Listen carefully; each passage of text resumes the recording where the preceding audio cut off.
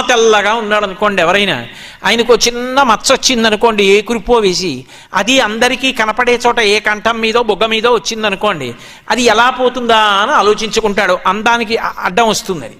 కానీ వాళ్ళు ఘృతరీతి ఘనీభూతం సచ్చిదానంద విగ్రహం అన్నాడు వ్యాసుడు. అప్రాకృత శరీరం తం అతిమన్మధరూపిణం ఘృతరీతి ఘనీభూతం సచ్చిదానంద విగ్రహం అన్నాడు. అది అప్రాకృత శరీరం, నీతి ముద్దలా ఉంటుంది. అంత అందమైనటువంటి శరీరం ఉన్నటువంటి వాడు. పైగా ఆయన నడిచి వెడుతుంటే సూర్యేణ చిత్రితం మూర్ధ్ని చంద్రదండ విరాజితం గంగా చ యమునా చైవ విధర్తు స్మనుచామరి అని శివమహాపురాణంలో వర్ణించారు. గంగా యమున ఆయనకి చామరం వేస్తుంటే సూర్యుడు చంద్రుడు ఆయనకి గొడుగు పట్టి తీసుకెడుతుంటారు. అంతటి అందగాడు, అంతటి పరమాత్మ పరమశివుడు లోకాల కోసమని తన కంఠానికి నల్లటి మచ్చ తెచ్చుకున్నాడు. ఎప్పుడు తెచ్చుకున్నాడు? ఒకనాడు పాలసముద్రాన్ని